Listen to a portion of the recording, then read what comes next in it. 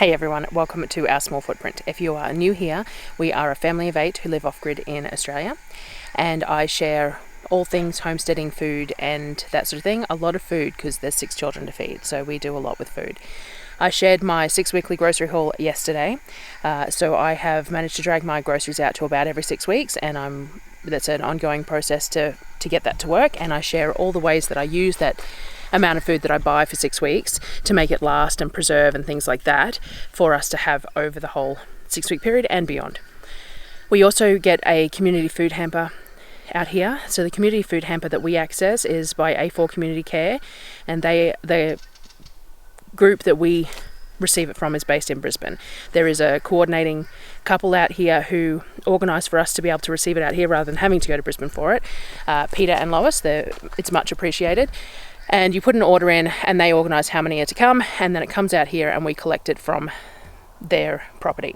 So the food hamper comes about every 4 weeks. It was due last Saturday, except that the refrigerated truck had some issues with its refrigeration, so it couldn't be transported. So it's come this week instead.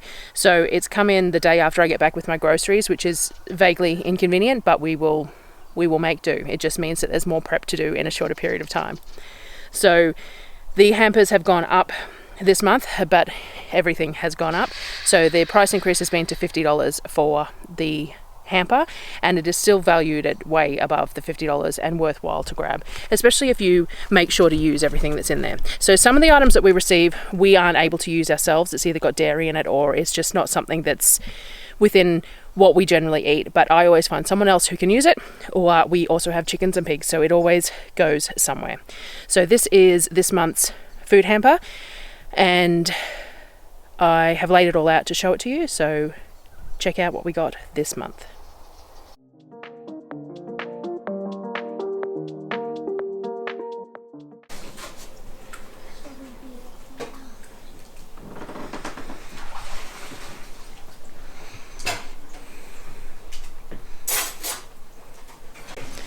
Alrighty, we got food hamper, 5 loaves of bread here. We got some pretzels, little mini packs of pretzels, a packet of dried spaghetti, some caramel wafer bars, some little mini packs of rice bubbles, which is a neat novelty but a lot of rubbish.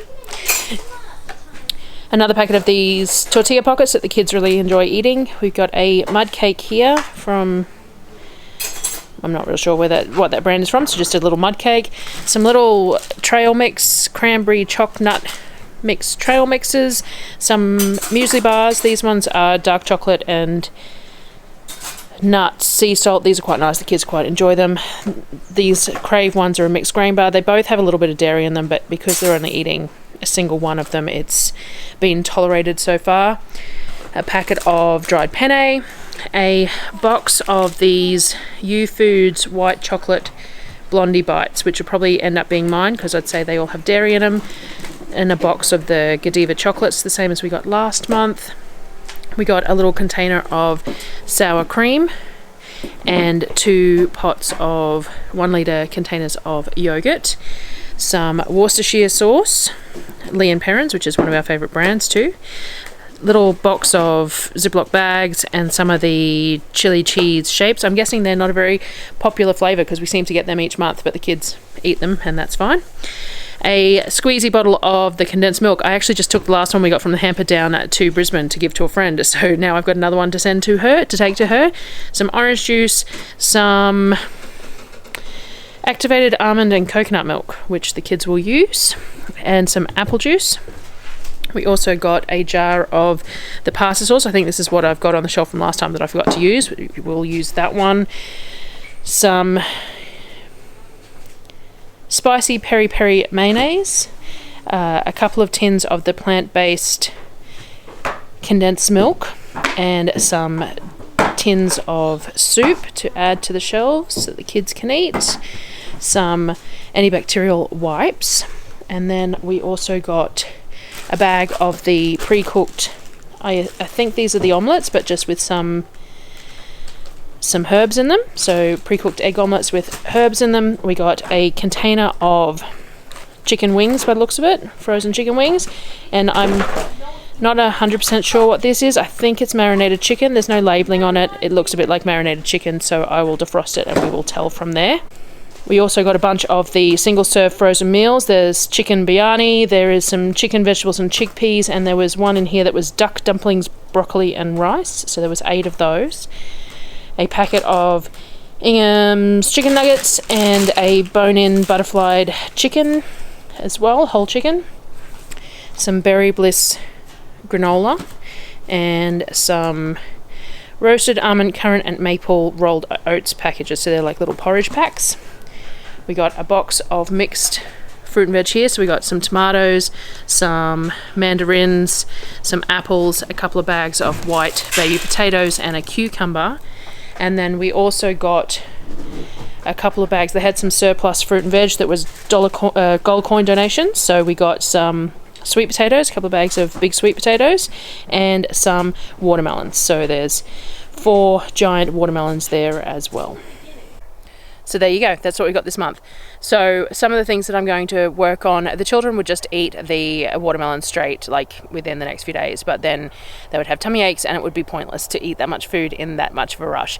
So I did a quick Google and there's watermelon jams, there is watermelon lemonade concentrates that I could make to can, which they could use with SodaStream during summer as a flavoured drink, or in syrups in something like a watermelon syrup would be nice in smoothies potentially. I might freeze some of the watermelon just in chunks and they can be thrown into the smoothies too. For summer I might even pull the ice pop molds out and make some watermelon ice blocks. We haven't been using them lately because it's winter, but in the middle of the day it's still 20 degrees. They would still happily eat an ice cream or an ice block or something, so I might do that as well to use up some of the watermelon there. Just extend it out a bit longer than just eating it straight as is. I did find some recipes for some pickled watermelon rinds too, which is using the white parts. You cut the green off, cut the red off, and you got the white parts, and you do that in a sweet brine and can it. I might give it a go. The kids might like it, you never know. It's worth a try. And otherwise the chickens will eat the whites of the watermelon anyway. The pigs like the green, everyone will, and the compost heap can do with some organic matter as well, so it will get used. The sweet potato, I'm going to make some bulk sweet potato gnocchi because everyone really enjoyed that, and I will steam up a whole lot to make more brownies. I'm not sure how I'm going on freezer space with the idea of that beef coming as well, but I will figure it out as I go, and worst comes to worst, I freeze some and then have to use it when the beef comes because I need the space, and the beef can go in eskies for a little while or whatever works, so we'll get there. So I hope you enjoyed seeing that for this month, and then tomorrow or the next day we will start our daily videos showing you what I'm doing with all the food to get it out of my fridge and on the shelves or in the freezer or eaten, so that I get my fridge back for using, and so that we make sure that every little bit is cooked and used and eaten and not goes to waste. Thanks very much for watching, guys, and I will see you next time.